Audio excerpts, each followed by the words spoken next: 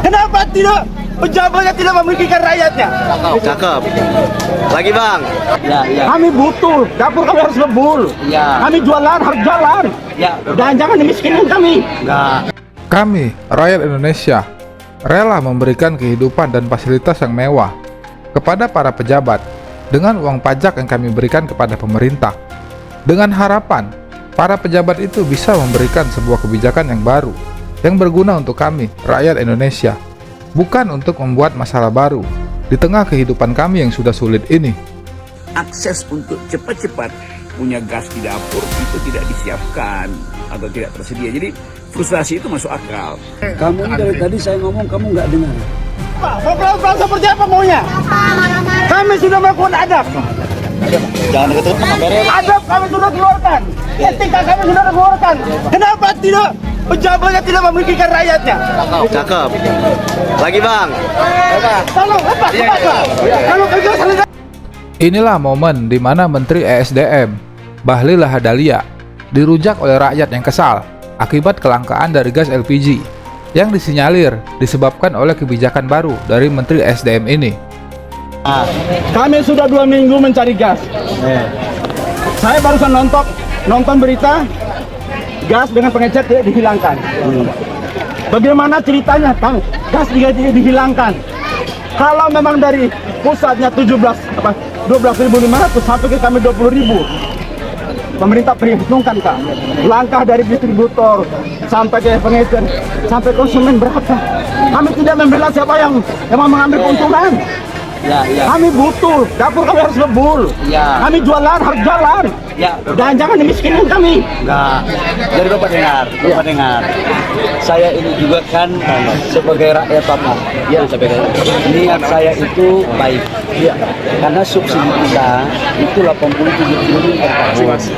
Tujuannya untuk masyarakat belinya tidak boleh lebih dari harga 19.000 Betul. atau 20.000. Betul, saya mengerti.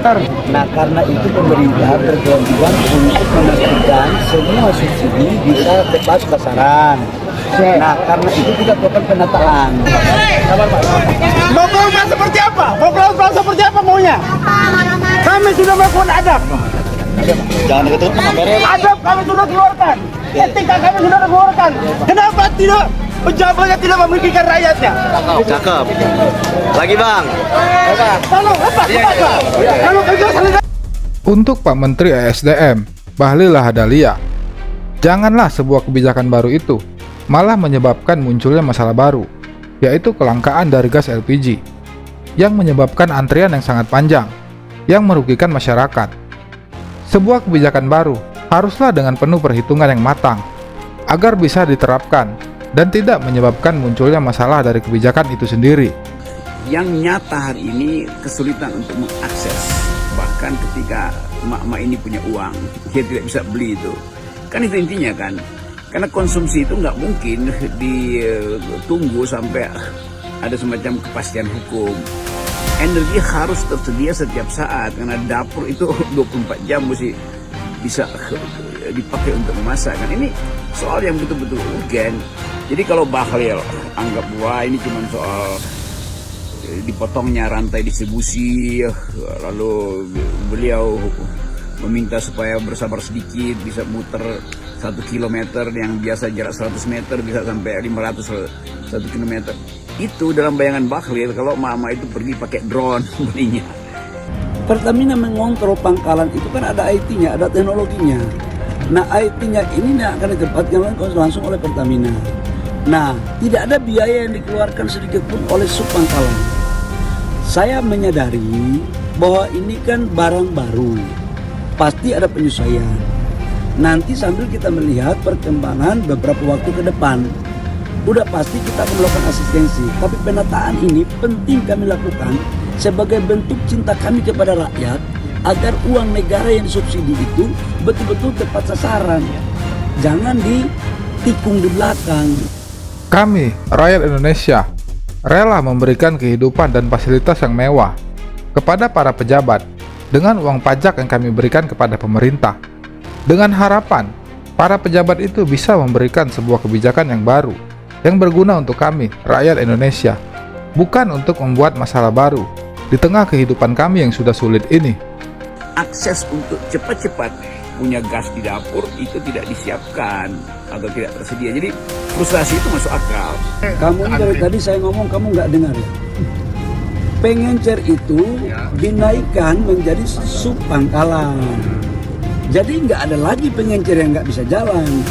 Jadi semua pengencer dari 370.000 itu semuanya menjadi sub Pangkalan.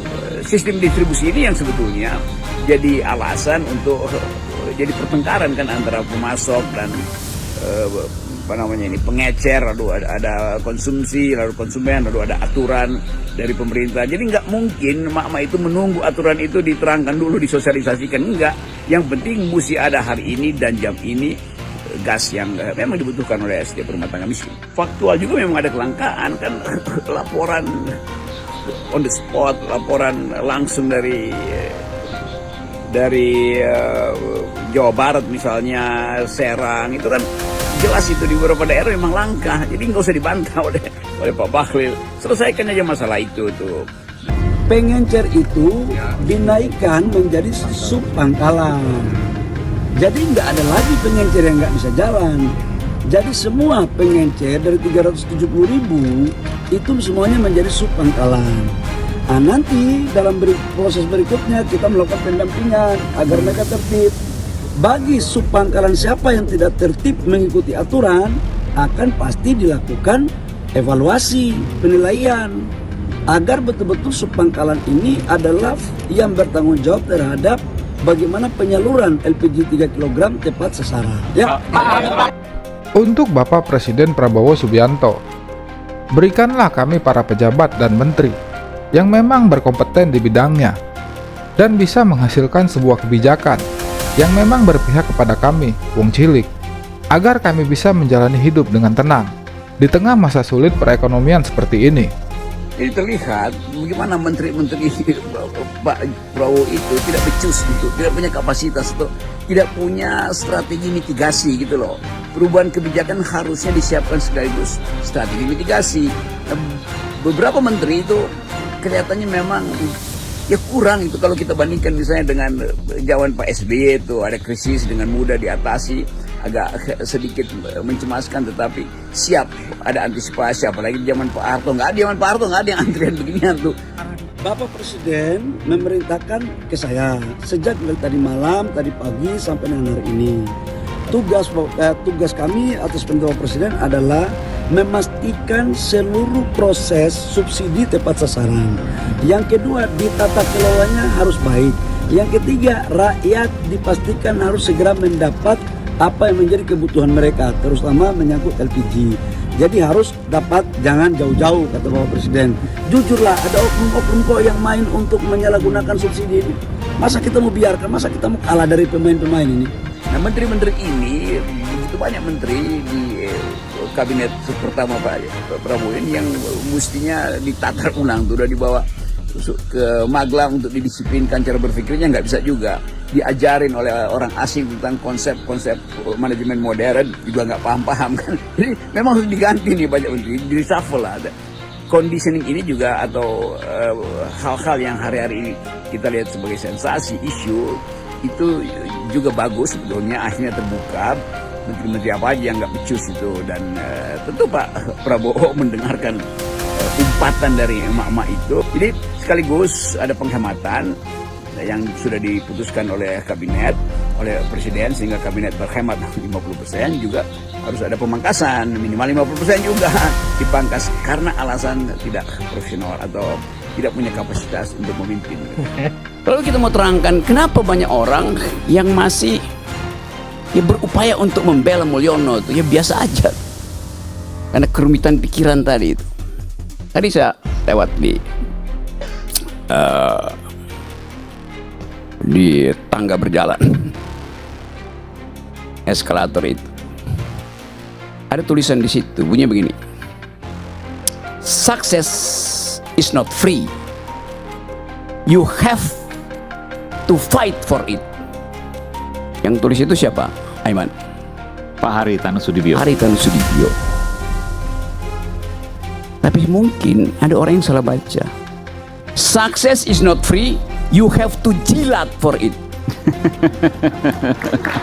Tulisan Pak Haritanu Sudibyo, success is not free, you have to fight for it. Sekarang berubah, success is not free, you have to jilat for it. Yang jelas itu tidak di MNC. Yes, ada di sini. Kenapa sepupu Fafa yang nggak ada orangnya, yang kita nggak tahu siapa orangnya, diperdebatkan secara hebat gitu ya, secara terus menerus dipaksa untuk mengaku dan harus ngaku gitu. Saya juga heran gitu, ada apa dengan bangsa ini gitu, ada apa dengan orang-orang pintar di negara ini? Begini, saya terangkan ilmu pengetahuannya ya. Kalau Anda buat kesalahan logis, kesalahan itu Anda deteksi dengan rumus tentang falasio, bukan dengan moral. Bagaimana mungkin logika dibatalkan oleh moral? Saya tidak punya hak moral untuk membantah logikamu. Memang logika tidak dibatalkan oleh moral. Sebaik-baiknya Anda, mungkin Anda masuk surga, tapi cara berpikirmu buruk. Tetap saya bilang, cara berpikirmu buruk kendati moralmu baik. Bisa nangkap nggak? Moral itu dibatalkan oleh perbuatan baik atau buruk. Logika dibatalkan oleh masuk akal atau tidak masuk akal.